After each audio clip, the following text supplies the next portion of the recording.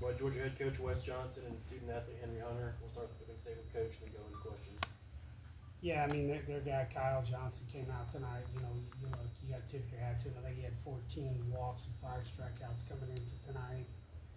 Didn't walk anybody, struck out 6. He had his stuff, commanded stuff. We knew going in, he was a good, talented arm. It came together for him tonight. He held us down. We had our chances though right there. I mean, you look in the 6th, 7th, and 8th. Even in the 9th, we had chances to break it open with the right guys at the plate, we felt like. And hey, you tip your hat. They made some pitches.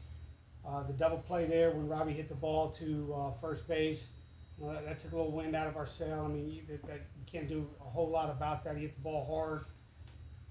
Base runner can't, get back on that. I mean, the guy fell back on it. They made another play. Slade hits the ball really hard down the line.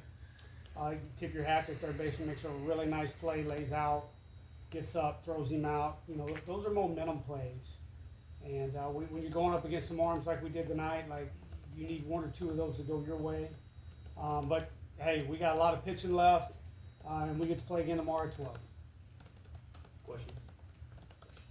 Henry, I think my math is right. I think the team was 1 for 8 today with runners in scoring position. When it kind of gets to that situation, I don't know, pressing probably not the right word to use, but it's kind of what happens in those situations, kind of getting y'all a little bit of trouble. Yeah, definitely tough tonight. I mean, obviously in the postseason, that's how you win and lose games, and being 1 for 8, obviously running the score position. When we look at the final score, I mean, it has a lot to do with it, and we just got to do a little bit better job of slowing the game down and shrinking the strike zone, and getting a good pitch to hit, and putting ourselves in a better position for sure. I guess, Coach, what do you think about the situation? Yeah, I mean, you got one night we didn't get off our swings. We hit some balls hard. We just flew out.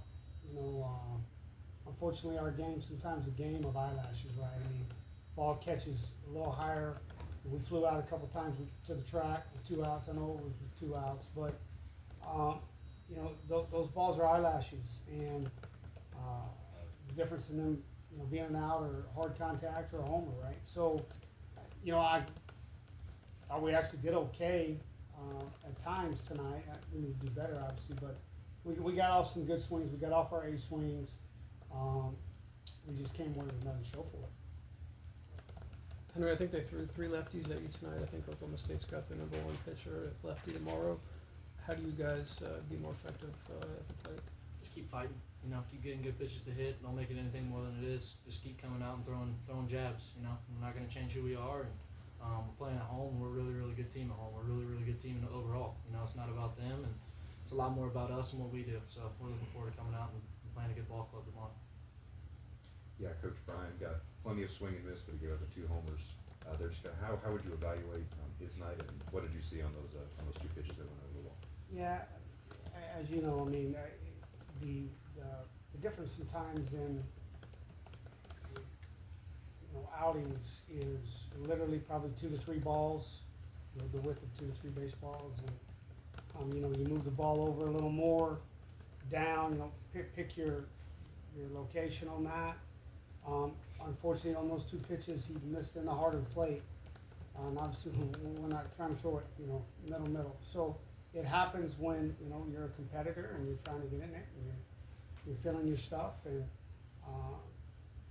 they got off 2 really good swings. Their leadoff guy had a really good night tonight. And tip your hat to him. He had a good night. We made some mistakes, and he hit it. Coach, well, what's kind of the message tonight? Obviously, you don't get a lot of time to think about this one. You had to play in the morning. What's kind of the message? It's great. Finally, it's a great part of our game, right? We never really get to celebrate victories because you got a game the next day or whatever, and so now it's like great. We get to get back on the field tomorrow. We ain't got to sit around and think about this. Let's get right back out there. I've been in a regional where we actually lost game 1 and made it all the way back to the finals, and so, I'm going to draw a little bit on that, on how to manage the game. And, your message is real simple, guys. We're still playing baseball tomorrow. I mean, we are really good, and we got plenty of pitchers to go tomorrow. And we'll be ready to hit. Wes, when you look at the, some of the issues against left-handed pitchers this year, has been one thing you can kind of put your finger with while there's been some struggles? No, not one thing. I think it's more like each guy, right? I mean, you could probably do a little bit of individual. I mean, if you really wanted to go down that road, but guys, man, you've seen some of the best left-handers in college baseball. It's not like we're getting chopped up by every lefty we see. We're seeing some of the best that are going to be day one or day two drafts, and are going to have a chance to play the game for a long time. And so, we just what we got to do is and I thought we did at times tonight. We got off some good swings. Sometimes, like I said, we hit some balls hard. We didn't have a lot to show for it. Yes, you want it when runners are first and third, or the bases are loaded, or first and second. Yeah, it's called timely hitting. And we just now, I feel really good about where we are against left-handers. We're going to see them all day tomorrow. If we win the first one, they're going to throw a lefty in the second. So we're not going to not see them. But I really like where we're at. I mean, I think our swings are getting better off left-handed pitchers. You ready to say you're gonna pitch tomorrow? Yeah, No, I need to get back and think about, I want to just double check some things with Oklahoma State. Obviously, game just being over, I haven't looked, obviously I've already scouted them and broken down, but, you just want to run back through their lineup one more time. They're very similar to this team as far as the amount of left-handed batters they have in their lineup. So you just kind of want to look at some things and just double check it. And I know you've seen their big lefty a little bit. Okay, kind of what did you say if they just what you know? You mean, Harrison, I think it's left. the pitcher? Yeah. Really good changeup. Obviously he's got fastball command, but I mean, his out pitch is his changeup. It's his best pitch, and I'm sure we'll see it a lot tomorrow. Wes, you guys obviously got here by, approaching game by game, becoming the number 7 seed nationally, but knowing you have to win 3 games, do you and your staff try to think about what's the path to do that, in terms of lining up your pitching and everything else? No, one of the things I just told him real quick right there, when we did this in 15, you got to win the first one before you do anything else. So we will sell out to win that, and then you go to the next one.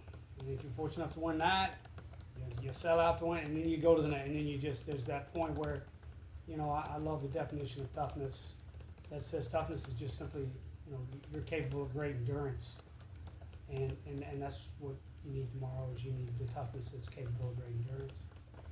More here. You talked about Nate Taylor. Seems like he just continues to deliver in big moments. Yep, we keep getting him in there, and he's doing great, and the moment's not been too big. Yeah, we'll see Nate Taylor tomorrow, hopefully, because we're playing, right? All day, so. Thank you guys. Appreciate that.